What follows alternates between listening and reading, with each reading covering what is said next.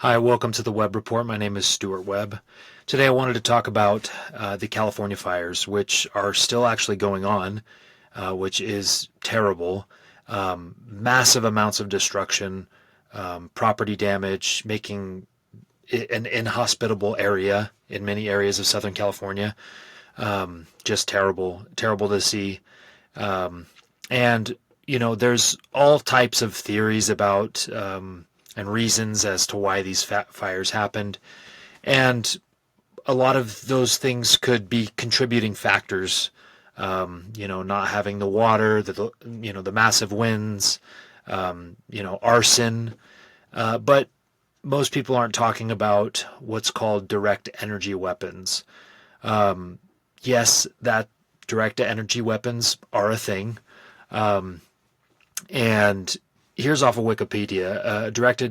A directed energy weapon is a ranged weapon that damages its target with highly focused energy without a solid projectile, including lasers, microwaves, particle beams, and sound beams. Potential applications of this technology include weapons that target personnel, missiles, vehicles, and optical devices. In the United States, the Pentagon, DARPA, the Air Force Research Laboratory, United States Army Armament Research Development and Engineering Center, and the Naval Research Laboratory are researching directed energy weapons to counter ballistic missiles, hypersonic cruise missiles, and hypersonic guide vehicles. These systems of missile defense are expected to come online no sooner than the mid to late 2020s. Well, we're in the middle of the 2020s. We're in 2025, right? We know that what we're allowed to know means that it's probably already been tested and used and for decades. Perfect example, Trump just signed executive orders to release all the files of the JFK assassination and the MLK assassination. And because apparently there's a ton of information that our government has kept secret for decades and decades. Yeah. So it happens all the time, okay? And if you think something like this is a conspiracy theory, and that term is used to basically discredit, it's meant to stop conversation. It's meant to discredit whoever happens to just mention their opinion that counters or is contrary to the mainstream narrative. Okay, so the fact that I'm a little suspect, and I want to question known liars like the media, politicians, major institutions. The fact that I just simply don't believe them or want to question the official narrative, questioning known liars, that doesn't make me crazy, okay? Remember just a few years ago, there was this thing that this virus where the government shut down basically the entire world. Oh, and then tried to force us to take a vaccine. I mean, doesn't that seem a little weird, right?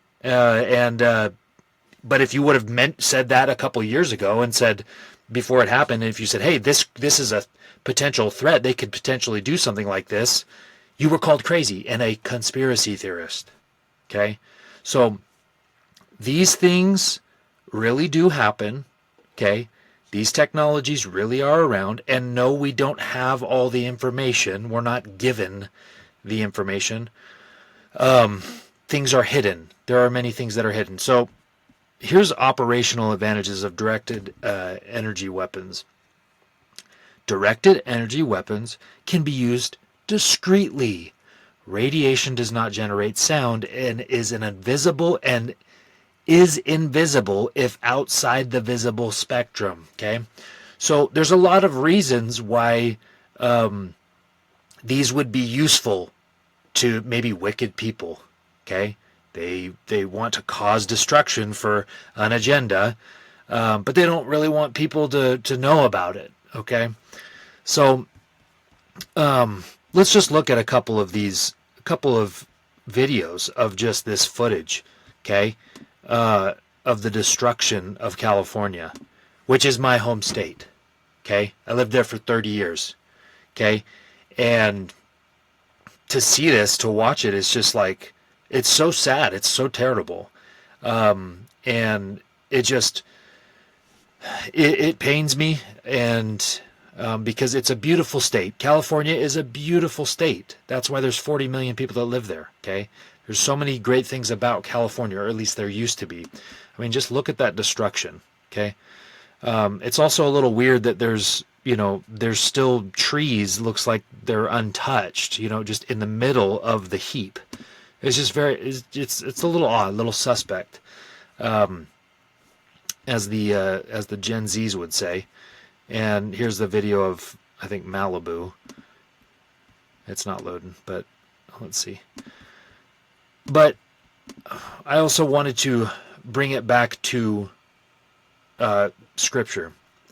In the Book of Mormon, it talks about wicked cities being burned. Okay, and in looks like 3 Nephi chapter 9, behold, the great city of Zarahemla have I burned with fire, and the inhabitants thereof. And behold, the great city Moroni have I caused to be sunk in the depths of the sea, and the inhabitants thereof to be drowned. There's things like this all throughout Scripture. And we need to take those things seriously. And just because I'm not in California anymore doesn't mean I'm immune, or we're immune. It doesn't matter where you are on this planet. If you're not humble and you're prideful and you're wicked, you could be destroyed at any time. 5 years ago, there was a major earthquake here. I felt it. I was awake for it in Utah. I mean, anywhere it can happen. And people that think that things like this cannot happen. I mean, we just witnessed LA is a heap, many parts of it. Okay. And I mean, just think about that destruction. So your whole neighborhood, your whole city is just burned to the ground. I mean, your entire life is upended. I mean, you don't have a stable life anymore. I mean, are you gonna call into work? Are you gonna go to work? I mean, your whole city just burned down. I mean, your place of work probably burned down. So it's not good for human flourishing when things like this happen, and it could be a lot of factors. I'm just saying that it's possible that there could be other factors that maybe are not being spoken about, and it could be nefarious. In the Book of Mormon, it talks a lot, at great length, about secret combinations. And we should be taking these warnings seriously, especially now, especially with what happened a few years ago, with the shutdowns and the destruction of our Constitution, the destruction of our natural rights. We need to be taking this stuff seriously. And it says, this is just from the internet, a basic breakdown of what's in the Book of Mormon. Okay. In the Book of Mormon, secret combinations are secret societies that are bound by oaths to commit evil acts. The Book of Mormon teaches that these groups are a serious threat to individuals, families, and civilizations. Okay? We are witnessing this kind of stuff right now. Okay? What are the secret combinations in the Book of Mormon? Secret combinations are groups of people who plot and commit evil acts for personal gain. They are motivated by power and greed. They are bound by secret oaths and covenants. That's a key part of that. Okay? That's why, well, where's the evidence? Why hasn't anyone come forward? They're bound by secret oaths and covenants. Okay? You need to take that stuff seriously. They operate in secrecy to subvert public virtue and authority. Okay? Absolutely. They seek to seize power and rule over people. What are some examples of the secret combination in the Book of Mormon? The Gadianton robbers, a conspiracy that appears throughout the Book of Mormon, and then Cain's secret covenant with Satan. What are the dangers of secret combinations? They can destroy human freedom and agency, and that is the purpose, to destroy our agency and to destroy the plan of salvation. To destroy families, the family unit. The family unit has been under attack forever, but just in the last 5 years, the fact that our society, things that are so obvious and self-evident and need no explanation, we're having to explain, like the difference between man and woman and what our purposes are, honestly. It says they can paralyze peaceful and just communities. Yep. They can lead to destruction of good government, because there is a purpose of government. It needs to be limited within the bounds of the Lord, within the bounds of the Constitution, within natural law. There is a purpose for government. But if the secret combination takes over the government, you're not going to have good government. It's not going to be good. So these things, this is connected to quite a bit of things, and if we just ignore them or we downplay it, a lot of things won't make sense. And I understand that it's kind of scary to think that this is a reality, but this is reality.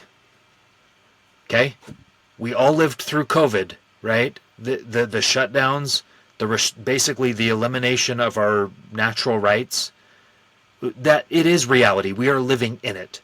So to bury your head in the sand and to just say, well, that's too scary to talk about.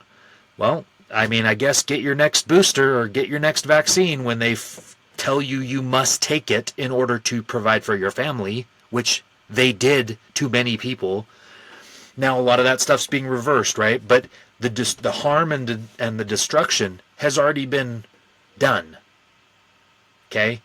And we need to be vigilant. We need to be willing to admit, we need to be willing to take the scriptures seriously about these warnings. Okay? So I would encourage you to read the scriptures, take them seriously, and when you see something that seems off, maybe ask God why it seems off, why certain events may seem, unnatural or just suspect, or you feel like you're being lied to by the media and institutions. That's because you probably are. And if we don't start admitting these things and reversing them or standing against them or just simply saying, no, we're not going to go along with this, then we're going to continue to have shutdowns like 2020. We're going to have years like 2020 just all the time. Constant destruction.